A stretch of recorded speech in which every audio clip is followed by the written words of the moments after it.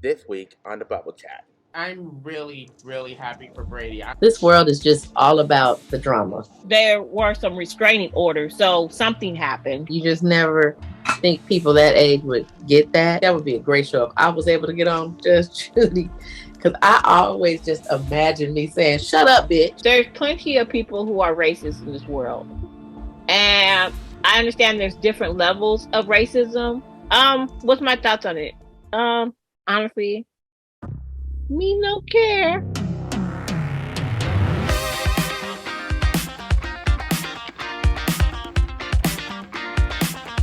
Hello, everyone, and welcome to Bubble Chat. And we hope everyone is having a great day and are ready for a lot of topics that we have to chat with you about. If you are new, we welcome you to the Bubble Chat.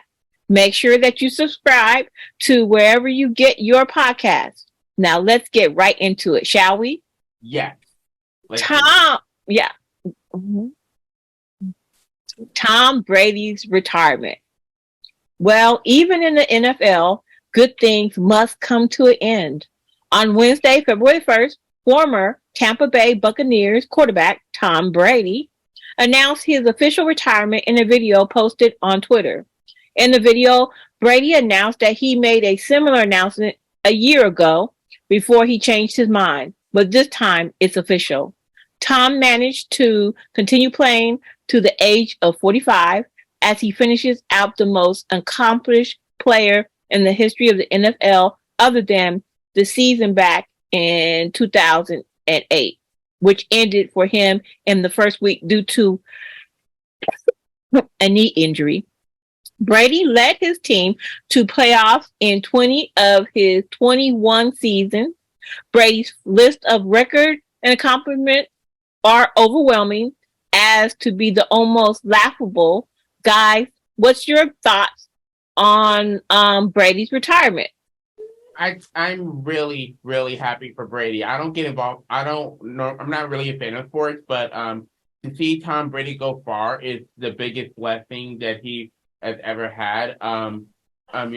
He wanted to retire football to spend time with his family last year, but Brady continued, and he was divorced to one of his old wives. I forgot her name, but as of now, the retirement is official shortly after the divorce became final. Don't he be having all the tea? He do, but I mean, she's not an old wife. She's actually, I think I could be wrong. I don't know if I don't Google Tom Brady. But I mean, she's a supermodel. Giselle, I mean, Did you mean old as far as the one before the new one? Or did you mean old as like in age? Joanne? What? Did you mean old as in previous or old as in, old in age? I don't know for sure. All I know is I think if I can remember, or I don't really keep up with this. Is why I don't really keep up with sports. But it looks like I'm guessing he is the oldest quarterback. So I'm guessing it is his age, basically. But when you referred to his wife, did you mean when you said his old wife? Did you mean his previous wife, or did you mean she's old? Previous wife. Oh, okay, thank you. Yeah, his ex-wife. Yes, gorgeous lady, by the way. Gorgeous children too. What's your thought, Shay? I think that it is a blessing to retire because they get a big old piece of change, honey. And he's been getting beat up on. Didn't he used to play for the 49ers? No, he's from San Mateo though. Okay, because I know my friend Gail got a mad crush on him. But anyway, I'm just happy if anybody retiring, I just get excited for them because I know they got a big check coming.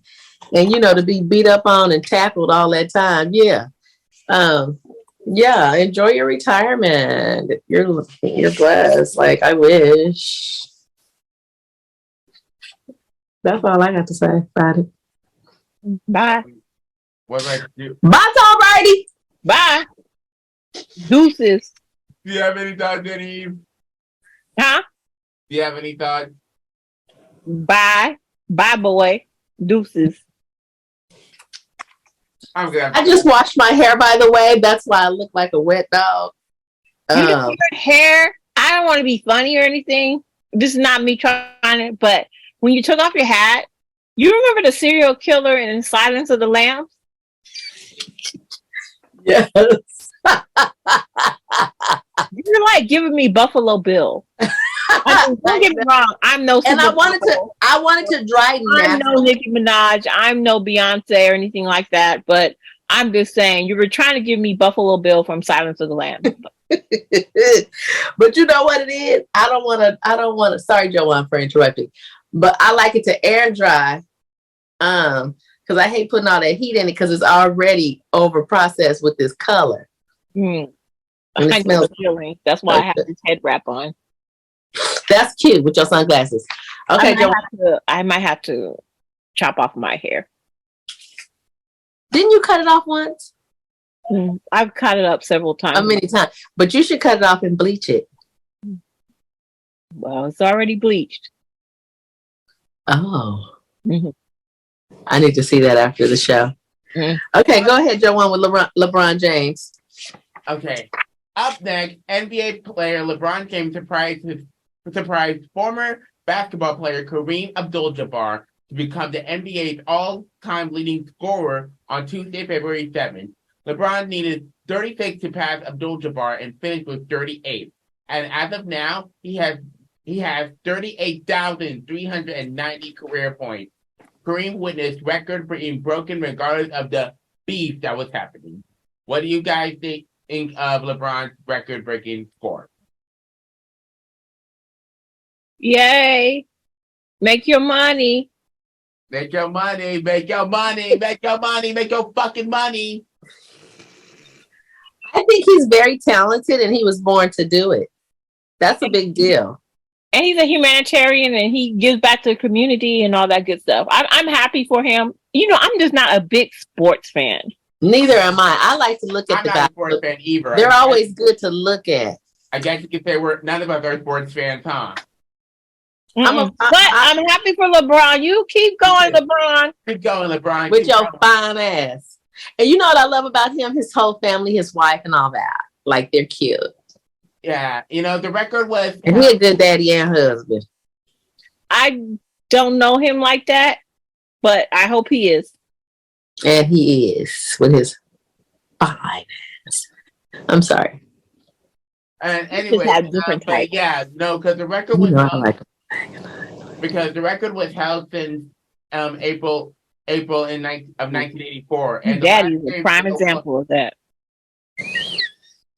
The last game in Oklahoma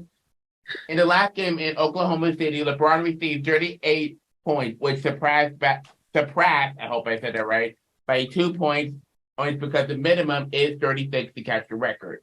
And Kareem Abdul-Jabbar witnessed the record being broken in spite of the beef that was happening. So why do you ladies think that people still support each other despite the fact that they have, in the words of Taylor Swift, bad blood between each other? I didn't know they had bad blood, but I just think the fact that they're both incredible and these are fans and, you know, everybody like a little drama or whatever, but I think deep down inside it ain't no bad blood like that. Being broken regardless of the beef that was happening. People just do too much. They always try to act like it's beef, but sometimes it don't even be that type of beef. This world is just all about the drama. Eve? About what? Why do you think that people still support each other even though they have like bad blood between them? Like, you know, they don't talk anymore? No. You don't support each other. Like, look, I don't wish bad on anybody. Like, I've never had beef with anybody and I'd be like, well, I wish they got hit by a truck. I might have thought, I hope you catch gonorrhea, but I really never thought a whole lot of bad thoughts. So, I mean, but if you have beef with someone, I'm not supporting you. No, I'm not supporting you. I might not be wishing you death or anything really majorly bad or anything, but no, I'm not supporting you.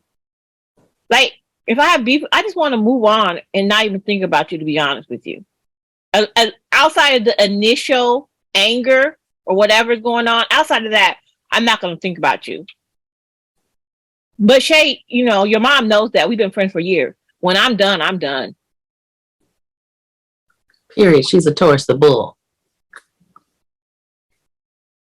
Like, I'm not going to be bothered with you. I don't have time to be thinking about you. Period. Yeah, I guess you could say it's sometimes in life where you got to move on and go our separate ways. But why consume your time with people you don't, I mean, with someone you have beef with or someone, you know, I understand if you're roommates or you have to deal with someone, but outside or you're going through a divorce. But if it's somebody you're having beef with that you literally don't have to deal with, like, why waste your energy on that? I agree. You know, like, to give you a parallel, like people who comment negatively on other people's posts, right? Mm-hmm. Now, I was one of those people that if you asked whether it was MySpace, Twitter, Facebook, if you asked a question and I was, you know, this was my ignorance. I used to really thought people wanted the actual opinion. That's why they were asking the question. And whether you had a positive opinion or negative opinion, then you shared it because they asked a question, right? Mm-hmm. Your opinion. And I didn't think nothing of it. And when they get mad about the negative opinion, I used to think like, why are you mad about it? You just asked me a question. I just answered, right? You asked the question. But then I realized people just really, you know, want some support and they really don't want your negativity. So how I move online now is even if there's something I don't like, well, one, if I don't like it, guess what? I don't fixate on it. I keep it moving. I scroll and I just keep it moving. I don't have to comment like, oh, I don't like that or I don't like your opinion. I just be like, who cares? I focus on things that I enjoy and I like. I ain't got no time to be worried about beef and being negative with people. Unless they're your roommate or you're getting a divorce. Or they sleeping with your partner. Yeah. Or they stole your money. Oh. Or they touched your kid. Yeah, that's grounds for a whole mollywhopping. That's jail time.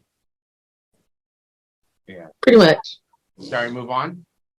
Sure. Up next, singer Chris Brown took the time on Instagram to tell social media haters to judging him for the awful choice that he made 14 years later. According to the Shade Room, singer Chloe Bailey announced an upcoming collaboration with Chris Brown and revealed the title on her Instagram caption, second piece, How Does It Feel? And Chris Brown.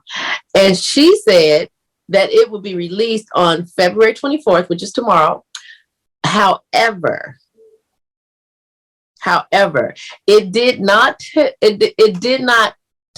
long. It did not take long. It said took. It did not take long. It did not take long enough for Kiely Williams to share her thoughts on Twitter and calling it garbage. A little backstory for those who don't know who Kiely Williams is. Kiely Williams. I'm sorry, Kiely Williams. Shay doesn't know who she is, but go on. I don't. She was in two former girl groups, 3LW and the Cheetah Girls. I knew who the Cheetah Girls was, but I didn't know their names, whatever. And the Cheetah Girls, respectively. I think, Joanne, you grew up watching the Cheetah Girls. Yep, you did. Yeah. And on the Disney Channel. Moving forward, Williams and criticizing Chris Brown for creeping back into the mainstream and making music listeners forget he beats women. He don't beat women like that, do he? I thought he just beat up Rihanna. Yeah, he did back in 2009. But who else did he beat up? I don't know really. All I know is he had other incidents with other partners. Okay. Allegedly. At least allegedly, we don't know for sure. And I do know that there were some restraining orders, so something happened. Ooh, okay. So for the listeners who may have not known, Chris Brown did years. Of course, it did not take long enough for him to call Kiely Kiely out along with the others who condemned him for his past mistakes. Chris posted, obviously you are at a point in your life where you are very broke or broke in. The fact that you have to speak negatively about me makes you look so lame. He then continued by writing, if y'all still hate me for a mistake I made as a 17-year-old, please kiss my whole entire ass. What do y'all think about that? I really don't think anyone should still mention Chris' horrible past. Yes, what Chris did to Rihanna was unacceptable, but he was a teenager and he was 17 at the time, so he may have not been aware. And a little bit of more backstory of who Kiely Williams was. She was in 3LW with Tori Naughton and Adrienne Bailon, and she was in the Cheetah Girls with of course Adrienne Bailon, Houghton, and Sabrina Bryan. She then became problematic, I think, after a KFC fight with Tori Naughton, who left the group back in 2002 due to management issues. And then that's when Tori started experiencing, colorism. So what are your thoughts of the colorism issues in the music industry back then? What exactly is colorism? Colorism is it's similar to racism, except it's more so of the shade of your shade color. It's like certain ethnic groups, like Asians or Hispanics, where the goal is to be as light as you can. It also happens among people of African ancestry globally, but it's just basically the worshiping and of lighter skin. So basically, it's among the African American community is the whole ridiculous brown paper bag thing, where if you are the color of paper bag or lighter, you're okay, but if you're darker, you allegedly you're not all that. Just colorism based on colorism. But to get back to the whole thing with Chris Brown, this is my point of view. Yes, I understand that that he assaulted Rihanna, and moving on with some of his other love interests, there has been allegations that there's been some additional domestic violence or abuse. And so my whole thing is, I don't know Chris Brown. I don't know the truth of anything. I don't know him like that. But I have a feeling, I have a strong negativity towards that. And so I'm not going to sit up here and bash him online, but I'm not going to run out to buy his records or run out to go to his concerts or personally play his music. But if his music comes on at work or when I'm driving the car with someone else, I'm not going to be like, oh, you shouldn't be playing Chris Brown. He's extremely talented. Very talented. He's extremely talented. And I don't wish bad on the young man or anything like that. I just choose not to put my money or throw my money that way. But he's not going to miss any meals because I don't buy his albums. His life is going to go on. He doesn't even know that I exist. He's going to be okay. I'm going to be okay. But the girl shared her opinion. And where she went wrong for me was that, not that she voiced her opinion, but this is what she went on, now he's mainstream. Like, Chris Brown been mainstream. Before the Rihanna thing, after the Rihanna thing, he's always been mainstream. He's extremely talented. So I don't know where she's coming from with that. I mean, if anyone's not mainstream, it's her, because I just learned how to pronounce her name correctly, I think. So me too. Yeah, Kiely was. I think I remember Kiely was a guest along with Adrienne and Sabrina, and when the Cheetah Girls were a thing, and on the Sweet Life of Zack and Cody, which I also grew up along with Chris Brown. And while he was calling Kiely out, he posted that video of a snippet of that old clip, and even though what Chris did was brutally unacceptable, Rihanna did forgive him for what he did, and because he shouted out Rihanna for a Super Bowl performance who I'm not gonna stop talking about Rihanna's Super Bowl performance. Okay, that's what I'm not gonna do. But in all seriousness, I really don't think we should bring up the past of Chris Brown's unacceptable actions, because I think if I can remember back in 2018, I don't know if any of you remember, but Snapchat did like a thing, I don't know what it's really called, but like a trivia question where it would ask, would you rather punch Chris Brown or slap Rihanna or something like that? But they took it. This was like 5 years ago. And Rihanna, of course, called Snapchat out, and then Snapchat then issued an apology that they took the ad down once they became aware. So, what are your thoughts on that incident 5 years ago? I just think it's just a bunch of bullshit, if you ask me. And, I don't care. Like some of the shit that just got on my nerves, and I really don't care what they doing. And, people, rich people, poor people, they're people. And people get into their feelings. They get emotional. They sometimes they act before they think. And that's just what people do. And sometimes it's entertaining, but then other times they make a big deal out of shit that don't even make it all. Who gives a shit? Period. Any? Mm-hmm. What are your thoughts on what Snapchat did 5 years ago? Because I'm going to start off by saying that wasn't really funny. What what's funny? If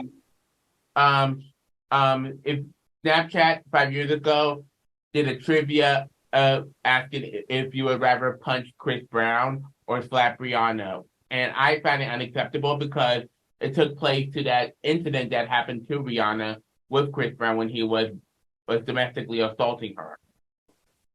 I mean, it wouldn't be. It's not my cup of tea to do something like that or to participate with something like that.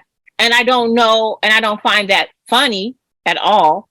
I don't find that. I just don't find domestic abuse funny at all. It's not funny. And it's not funny. I don't, yeah, I just don't find it funny. And I think that Chris Brown and Rihanna is over it. I want to say they made amends, I believe. And people just like to pull up stuff and just keep it lingering, just like when Will Smith slapped the shit out of Chris Rock. They capitalize on the incidents. And it's like, oh my God, this is the time to do this. We make a video about it, it'll go viral. I'll get paid on Instagram. So they just make a big deal out of stuff. You cannot be caught doing nothing these days. Because you can be caught, but again, life goes on. I mean, yeah. Again, not missing any meals. I'm sure he has beautiful homes. Did you hear that? Beautiful homes. Mm-hmm. Cars with full tanks of gas in them. Probably couple of housekeepers. Probably someone to mow his grass if he got a lawn. He probably don't miss a child support payment, and he probably buys his children clothes on top of paying child support and all that kind of stuff. I mean, again, when we look at the bigger picture or whatever, again, I may not support him per se, like by going to his concerts or buying his albums or proactively listening to his music. I don't wish the young man any bad or anything like that, but again, joking about domestic violence, I don't think that's cool. I'm sure I've been guilty of it in the past, but as I get older and mature, and there's just things that are less funny. Well, that's me. I agree. Yeah. Well, we are continuing to celebrate Black History Month here on the Bubble Chat, and what better way in doing so in discussing today's Black feature. So, we're going to talk about Rosa Parks. She is definitely one of the civil rights figures that I believe was the integral part of many of the rights that we have now as African Americans in this country. People love to talk about the fact that she refused to give up her seat to a white male in which was the catalyst for the Montgomery bus boycott. And those actions, she was jailed, and those actions actually inspired, not only the boycott, which, lasted over a year and was led by Dr. Martin Luther King. Bless you. A lot of people don't realize that was not the start of her civil rights activism. And oftentimes that's very sadly overlooked. Her refusing to give up her seat was not an impulsive moment. It was actually planned. That she would not no longer give up her seat. But also, she was not the first one to do that.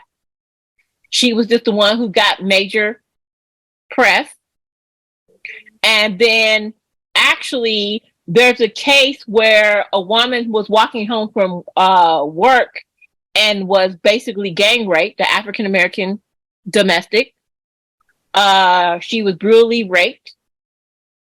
And Rosa Parks was her advocate, was her civil rights advocate, who went out there, interviewed her, supported her. So, and that's years before the Montgomery boycott. So I just don't. Yes, she did refuse to move. Not give up her seat, right? She did demand her right, but long before that, she was an activist and a part of the civil rights movement. And I think a lot of times we overlook her body of work. It wasn't just refusing to give up her seat. Mm-hmm. Excellent. What are you guys' thoughts on Rosa Parks? And by the way, she was awarded the Congressional Gold Medal, which is the highest honor in the United States for a civilian. I'm definitely like amazed at her movement. And yes, she was a goon. I feel like she was a goon. She was fearless. I wonder what was her sign. Hey Siri. Mm-hmm. When is Rosa Parks' birthday? Rosa Parks was born February 4th, she was an 1913. Aquarius. You know them Aquariuses, honey. They're a little evil. They don't play. So anyway, she was born February 4th, Aquarius. I just had to get her sign. Y'all know how I am about signs. But yeah, she was a goon and fearless, and wow, what an inspiration. And she was really down for the people. She was really down. I was a real goon, like total savage. And I just could not imagine living in those days. I just couldn't imagine it. But if you didn't know nothing else, just like living, like I'm sure 100 years from now, it's going to be a lot of people saying they couldn't imagine our days. So shout out to Rosa Parks. Yeah. Well, don't go anywhere. We will be right back for another of today's topics. Welcome back to the Bubble Chat for more of today's topics. On behalf of this platform, we want to send our well wishes to retired actor Bruce Willis. For the listeners who may have not known, his family announced that Bruce Willis was diagnosed with FTD, which is frontotemporal dementia. I hope I said that right. Which is a group of disorders that are caused by a buildup of tau. I hope I said that right. Along with other brain cells destroying proteins in the brain's frontal or temporal lobe. According to CNN Health, Bruce Willis will be classified as having primary progressive aphasia in accordance with the director of the Michigan Alzheimer's Disease Center at the University of Michigan. What are you guys' thoughts on Bruce's diagnosis, especially after his retirement from acting almost a year later? I think it's devastating because he's so young, and you just never think people that age would get that. I don't know the difference between Alzheimer's and dementia. I don't know the difference. It's really sad. You know, your papa, my daddy has that. And I'm kind of thankful that he has it because he's happy all the time and he doesn't realize, you know, he don't realize his, what I'm trying to say. He don't realize he in kind of like bad shape, basically, his condition. So he doesn't realize his condition. And he's always happy. He sings, he jokes, you know, he hallucinates and kind of make up stuff. But I love it because he's not worried about anything, you know. So he's just worry free, no high blood pressure, no diabetes, nothing. He just every day it's all about him. It's his world, and he's just as crazy as ever. You know, everybody love him, and that's a blessing. Oh, I can go ahead. Mm-hmm. Okay. You know, this is like a similar but different situation to the late Estelle Getty, who played Sophia from The Golden Girls when she retired from the entertainment industry due to her illness, and then she passed away back in 2008. And you know, Bruce Willis has been getting support from his family because this is like a condition. I'm not a doctor, but this is a condition that will like get progressively worse. And he was initially diagnosed with aphasia, which is progressed to what Bruce has, was FTP. And because of that diagnosis, he has difficulty speaking and communicating. So, Eddie, what are your thoughts?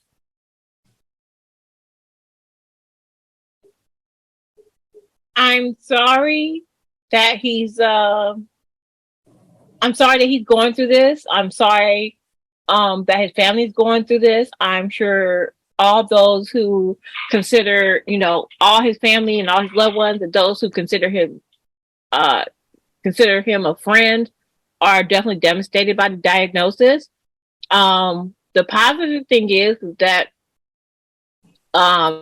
he has a diagnosis, so he knows what's going on, and hopefully he has. And I imagine he has great doctors, and that he will receive the very best care possible during this time, and he'll be surrounded by his loved ones, you know, as his illness progresses. I wish him nothing but the best, and I'm thankful for the years that I got to see his acting. Die Hard was probably the most memorable for me. You know, he made me laugh. He was a good actor, and he was sexy, and he is sexy. Okay, not to me, but I think he made me laugh. He was a good actor, and you know, I wish him the best. But it's really devastating for his family, and I was very sad to hear about his diagnosis. Yeah, I think I'm not really a fan of Bruce Willis that much, but I think I remember him voicing OJ the raccoon from Over the Hedge because you know I grew up with DreamWorks animation movies, you know. I think that's one of his best accomplishment, and probably one of the only movies that he was a part of that I can think of at the moment. But I'm really, really, really blessed that I get to see his voice in that animation movie, especially from my childhood, because as I mentioned, I grew up watching animation movies, you know, 3D animation movies, 2D animation movies. I remember when I wanted to go to Expressions College to study animation, but I had like a different endeavor in what I wanted to study. But of course, animation will always have a special place in my heart, and I just praying for a well recovered. Even though his condition might be worse, I am still praying for the recovery of Bruce Willis. Well, I would like to add, he is like in one of my top 50 all-time movies. You know, he did excellent in The Sixth Sense. He did, and he was hot. I'm gonna let you, I'm gonna let you live in your lust. Yeah. I think he was smoking hot. Mm. I'm gonna pull up a picture. Can you get your mother? Hey Siri, can you show me pictures of Bruce Willis? Here are some images of Bruce Willis from the web. Yes. Have a look. Let me show you one of my favorites. I don't want to see that. Girl, I just want you to. It's not going to change my opinion. I've seen the man in multiple movies. I know, but he got a beautiful smile, and he does have a beautiful smile. He's not to smile. This doesn't do anything for me. No offense to those. I love his personality. He's a badass. Mm-hmm. Let's carry on. So I don't know if you guys are well. We are. He is a nice looking man. He's just not my type, but he's a nice looking man. We're gonna send Bruce Willis and his family and friends well wishes, and we want in our prayers. Mm-hmm. And if there's any updates on the situation, we will definitely let you know. Up next, what is happening with the daytime court shows, people? Judge Mathis will end soon after 2 days, 2 decades of being on air. I said 2 days, like he didn't make no money. No, 2 decades of being on air.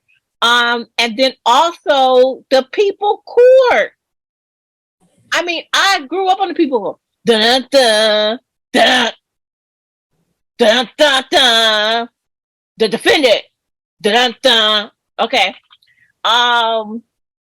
So basically, the executives from Warner Brothers Discovery Network Group addressed that these decisions were not taken for tax reasons. However, they were assessing, their catalog of shows. They were assessing it, and those shows did not fit into their current strategy. Cancellation after 20 seasons, right? That's a lot. Definitely. They probably happy, so they can go somewhere and sit down. They got to work. But I think, it's just the day and times and what people are there. Everybody's addicted to the cell phones, and they're not watching these shows no more. I love the course. I love Judge Judy too, because she was so mean and rude. And I would just be sitting there saying, "Oh, if I was on that show, me and her would be fighting, honey. I would put up with, honey, I would let Judge Judy have it, because she's an evil little old lady, evil. And sometimes she could be so rude, and people be so scared of her. So I think that would be a great show if I was able to get on Judge Judy, because I always just imagine me saying, 'Shut up, bitch, let me talk,' shut up, Judge Judy, with your flat booty. Don't play with me." Like, I would have loved to get on that show and just wear her out. She would be so mad at me that they would probably just have I would just get kicked out. We would. I would let her have it. But anyway, the world is taken over by these cell phones. Everybody's on TikTok and social media, and they don't have a long attention span. They like to get entertained within 3 minutes. From 30 seconds to 3 minutes. And if you can't do it that fast, stay on to the next. And, people are really it's a lot. It's it's a trip. Life is something else. Yeah, the shows lasted like a milestone, which is the reason why shows get canceled and or ended for after so long. Just like the Ellen DeGeneres show, it ended after 19 seasons, which is like a huge milestone. And it's something that we should be grateful for, because not a lot of TV shows would end up even after one season, And so I think to see how far those shows come is the biggest blessing. And I, of course, wish Judge Mathis and Judge Millian, I hope I said it right, the best in their future endeavors. Well, yeah. So, I'm just. I mean, I'm gonna just be honest. I did watch both shows. I used to enjoy. I haven't enjoyed People's Court in probably over 10 years, to be honest, because it's the same old, same old. And as much as I love Judge Mathis, I probably haven't watched him in the last 10 years either because it's the same old, same old. It's the repeat. It's just the same. It's the Good same. looking little sugar daddy. It's the same judge, and then the same. And then it's different defendants with the same story. I loaned her money, and then she ran off with my brother, and I need the boot she gave me. I need the purse she gave me back.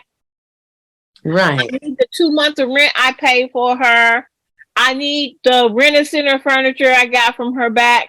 I mean, it's the same old stuff over and over again. So no offense to either one of the judges. It's just, for me, about season 10, they could have stopped for me. But I wish Judge Mathis the best. He was funny. He was cute, too. Yeah, he was a nice looking guy. But yeah, not my type. Did he have like a gap in his teeth? I don't know. I don't know. Hey, Siri. I don't care. Show me Judge Mathis, a picture of Judge Mathis. Hey, she goes again with the Siri. Judge Mathis, yeah, he was Judge cute. Mathis from the web. Let me have see. a look. He was a cute little sugar daddy looking man. Let me see. Yes, he did have a gap in his teeth. There he is. For our next story, a Miami mother was shocked and outraged after the staff at a local daycare shared photos of students in blackface as part of Black History Month. According to CNN, Courtney Politis. I think it's either Politis or Politis. I don't know how to pronounce it. Politis. But just say Courtney P. Okay. Yeah. Courtney Politis, Courtney P., whose 1-year daughter attended the daycare, claimed that she was flabbergasted and reached out to the daycare's owner to claim that the incident was racist. The preschool's owner and director, Patricia Vital, said in a message sent to all the school parents that the school received a comment from a parent about that incident in one classroom and apologized. Her message said, "We have not intended or offended anyone, and we are very sorry about any inconvenience." A little context about blackfacing. It invokes a racist and painful history in the U.S. as its origins date back to the minstrel shows of the mid-19th century. During the time, I'm sorry, I'm kind of like this, the way it's written, it's kind of a hard read. I'm so sorry. During the time, white performers darkened their skin using polish and burned cork, mimicking parodies of enslaved Africans or Southern plantations, which is awful. But anyway, what do you think, Joanne and Eve? What are your thoughts on this incident, and how do you think parents should educate their children about blackfacing, especially since blackfacing has become problematic nowadays? I'll start by saying that I was disgusted by this because the fact that the teachers have been painting their children's face, I don't blame the children, because they're children. They didn't know. Kids do what they do. Kids react to what they react. So I think, and we're gonna put this question up in a minute, that the teachers should educate the children and the adults on why blackfacing is unacceptable. Because as a theater major, I took a class where I was learning about white actors that were playing the role of Black citizens and have to use the makeup, the burnt cork that just send them to paint their face black in its entirety. And to me personally, I don't think the apology is ever going to change the fact that the teachers still made that choice. What are your thoughts, Eddie?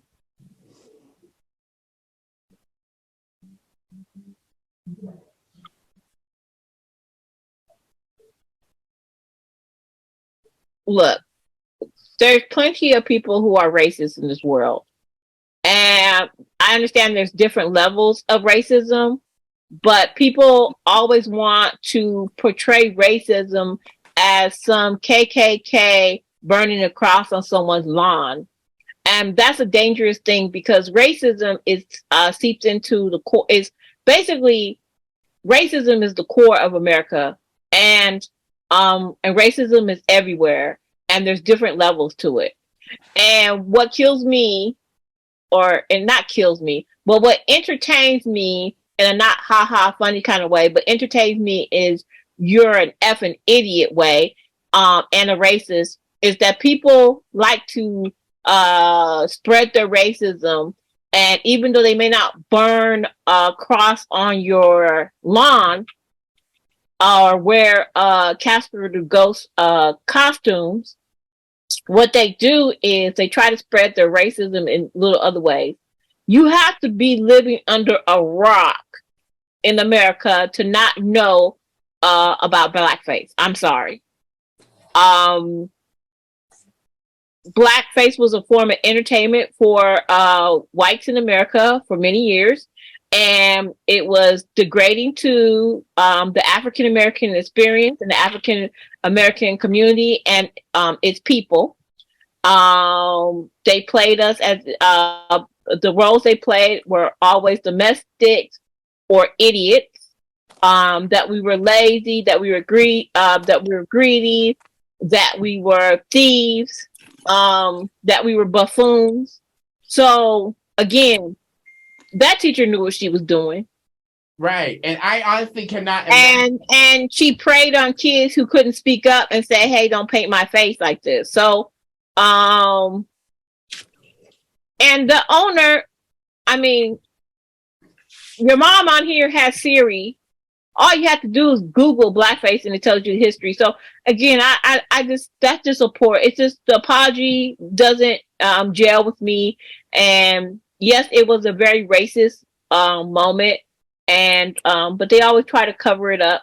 You know, it's no different than, you know, this it's a major transgression. Yeah. I was gonna say, like, I honestly couldn't imagine, you know, the irritation that the children might have, you know, since the paint that they're using probably have like chemicals that are very like poisonous, you know. So just don't paint your face a period, unless it's like anti-toxic paint. Don't paint your face at all. But usually daycare, in defense of that, you know, you should have permission to paint any child's face. You know, if you're running a business, there should be, you know, some type of waiver that it's okay to paint my child's face, whatever. But typically, there's a lot of face paints that are actually very non-toxic, right? That they have in daycare. So I don't know what kind of level of idiots they were. So you know, you could be right, but it probably was non-toxic. But it's just the whole minstrel show thing. It was uncalled for. It was unnecessary, and I would like for that person who did that to try to explain to me what they were trying to teach the children by painting the children's face in blackface. I really would like to know what the lesson was for them. What were they trying to teach them? Right. And so do you think the teachers should be fired or educated? I'll start with you, Mom. Well, before you start with her, I would like to answer that. This is a moment where I would choose violence if it was my kid. Same here. You know, first of all, I don't play about none. Remember that time when that little girl bit Joanne when he was going to the over there on Barrett, and I went to the school to whoop his mama.